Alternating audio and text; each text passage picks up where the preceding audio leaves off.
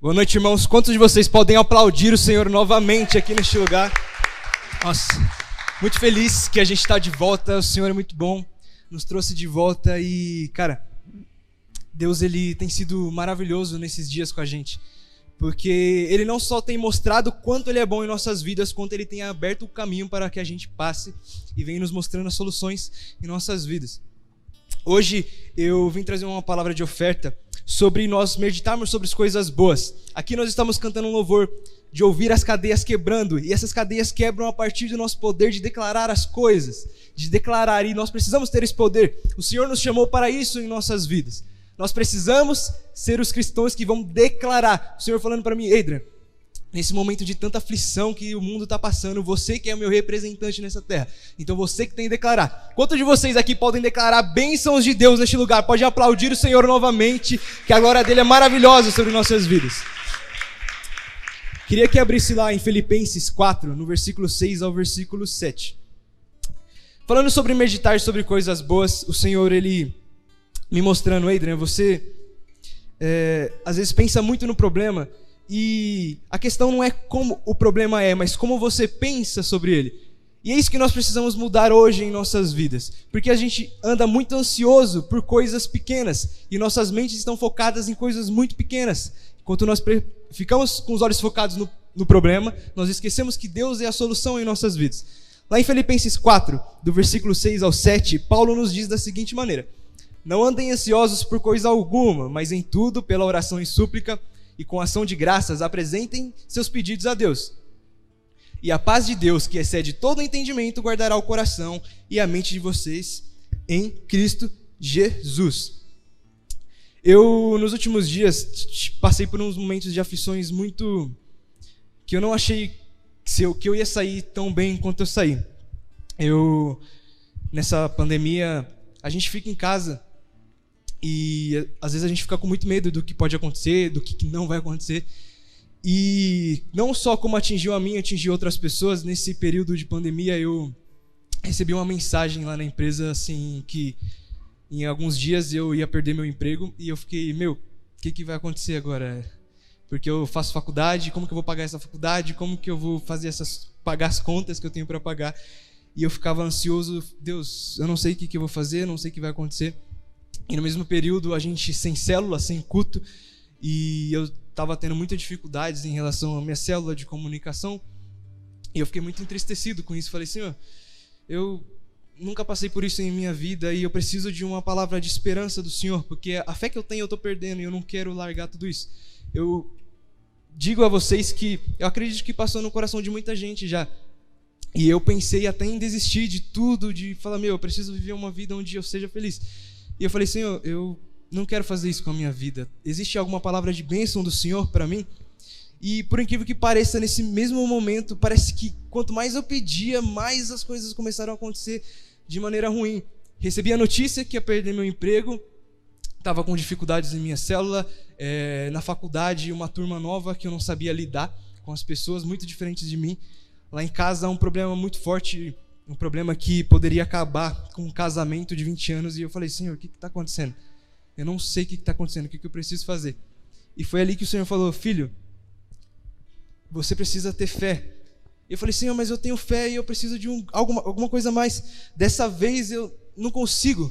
Dessa vez eu preciso de alguma coisa a mais. E ele falou: continue lendo o que você estava lendo. Lá em Filipenses 4, do versículo 8 ao 9, Paulo continua nos dizendo assim: finalmente, irmãos, tudo que for verdadeiro, tudo que for nobre, tudo que for correto, tudo que for puro, tudo que for amável, tudo que for de boa fama, se houver algo de excelente ou digno de louvor, pensem nessas coisas. Ponham em prática tudo que vocês aprenderam, receberam, ouviram e viram em mim, e o Deus da paz estará com vocês. E eu falei: Pai, o que é verdadeiro em minha vida? O que é nobre em minha vida? O que é correto? E fiquei pensando nessas coisas e: Senhor, para onde eu vou? Porque para onde eu olho, parece que o inimigo quer tirar tudo de mim. Eu olho para os meus estudos, vejo o inimigo. Eu olho para o meu trabalho, eu vejo o inimigo. E aí, o único lugar onde eu encontro conforto, que é a minha casa, quando eu olho para a minha casa, eu vejo o inimigo de novo. E eu falo: Senhor, eu não sei se eu vou ter força para continuar fazendo tudo isso. Além de tudo isso estar acontecendo, meus sonhos vão ser destruídos por coisas tão terrenas assim, coisas passageiras.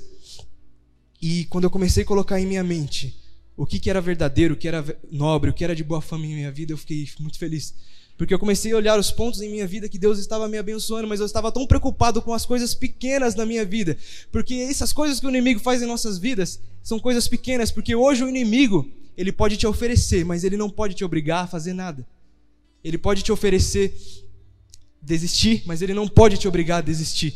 E eu fiquei, Deus, eu tenho uma vida muito feliz, porque por mais que o inimigo esteja atacando minha família, esteja atacando meus estudos, esteja atacando meu trabalho, o Senhor me manteve aqui de pé. E eu preciso ter confiança nisso que o Senhor está fazendo. E eu comecei a olhar as coisas boas, comecei a olhar a vida de cada um de minha célula.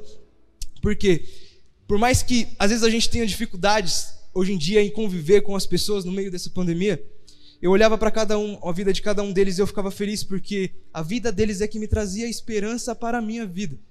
E eu sou muito feliz e muito grato pela vida deles, por cada um, por conta disso, porque se não fosse aquilo que eles são na minha vida, eu provavelmente não estaria aqui em cima falando com vocês. E eu falei, Senhor, existem coisas muito maravilhosas em minha vida. E eu fiquei com esse pensamento, Senhor, vou pensar sobre coisas boas, vou declarar sobre coisas boas. E o Senhor falando, isso é o que você tem que fazer. E lá na semana no trabalho, no dia em que eu receberia a demissão, eu estava sentado, tinha um monte de colega do trabalho assim, sentado em volta de mim. E aconteceu uma coisa que nunca tinha acontecido na minha vida antes. Às vezes quando a gente passa por um momento em nossa vida, a gente passa e olha depois e fala, caramba, Deus estava comigo ali. Só que no exato momento, segundo por segundo, parecia que o Espírito Santo estava falando comigo ali, e eu não conseguia ouvir nada ao redor, e só o Espírito falando comigo. E todas as pessoas que estavam em volta desesperadas porque iriam perder seus empregos, porque coisas ruins iriam acontecer, e eu vi o Espírito Santo falando, filho, independentemente do que acontecer com você, você tem que trazer esperança para essas pessoas. Por mais que você não tenha esperança, é você quem deve trazer a esperança para essas pessoas. E eu comecei a pensar sobre isso, e a administração foi chamando um por um, e todos os que foram assim indo, chamava e era demitido, chamava e era demitido, chamado e era demitido.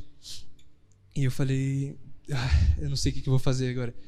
E a minha faculdade, vou ter que parar, vou parar de estudar, como que eu vou ajudar em casa, porque ia ser um problema a mais. E aí ela chamou meu nome, e eu falei, vou ir. E eu fui indo no caminho. Eu me lembro como se fosse hoje. Eu segui no caminho em linha reta, falando com o Espírito, Senhor, independentemente do que acontecer, faça com que isso, de alguma maneira, prospere para a sua glória. De que de alguma maneira o seu nome seja engrandecido através disso. E eu fui indo, conversando com o Espírito, e eu lembro que eu sentei naquela mesa, e ela falou assim, a chefe falou assim, Adrian, a gente quer você conosco. E não só isso, eu só não mantive no mesmo emprego. Eu comecei a ganhar 2 vezes mais do que eu ganhava, consegui a melhor vaga possível, e o Senhor é muito bom. E por que eu estou falando isso para vocês? Porque lá atrás, há 40 dias em que eu recebi a notícia que eu ia perder meu emprego, eu poderia ter ficado ansioso o tempo todo, falando, Senhor, e fiquei com medo. Eu falei, Senhor, meu Deus, o que vai acontecer? E foi ali que Deus me ensinou a ter confiança naquilo que Ele é sobre minha vida. E é isso que eu quero dizer para você hoje. Você precisa ter confiança naquilo que Deus é sobre sua vida. Não precisa ficar tão ansioso pelas coisas que estão acontecendo. Não precisa ficar com medo com as coisas que estão acontecendo. Deus está olhando para cada um de vocês. Ele não esqueceu. Ah, mas é muita gente. Deus está te escutando. Deus está te escutando. E para melhorar ainda, naquele dia que teve um problema na minha casa, não sei se minha mãe e meu pai estão assistindo, e eu lembro que eu chamei minha família ali, meus pais, né, minha irmãzinha, não chamei ela porque ela já vem. E eu sentei na cama e falei, ó, a gente não é assim. A gente não vai deixar o inimigo destruir nossa vida dessa maneira tão fácil. Depois de tudo que a gente conquistou nas nossas vidas, depois daquilo que Deus fez sobre nossa família, nós vamos deixar as coisas passarem como se fosse nada. E nesses dias, no mesmo dia, no dia seguinte, eu lembro que eu cheguei em casa e minha mãe falou assim, filho, tudo aquilo que estava acontecendo foi só besteira da nossa mente. E ali eu vi que se não fosse através do Espírito Santo, de eu vencer essa ansiedade, pensar em coisas boas, talvez hoje seria pior. Eu poderia nem conseguir estar aqui hoje. Mas é a esperança que nós devemos ter. E Deus foi muito bom na minha vida em tudo isso. E isso que eu quero falar para você hoje. Porque a ansiedade, ela pode te fazer comprar uma casa, assim, e mesmo assim você não tem um lar. A mesma ansiedade pode você gastar o dinheiro que for com o melhor médico possível e mesmo assim você não vai ter saúde. A ansiedade pode fazer você agora, neste momento, dar sua maior oferta e mesmo assim não agradar o coração de Deus. Por quê? Porque não tem a ver com o problema em si, mas tem a ver com Ele. Quantos podem aplaudir o Senhor Jesus Cristo? Queria que você pegasse sua oferta neste momento e se colocasse de pé. Vou estar orando pela vida de cada um neste lugar.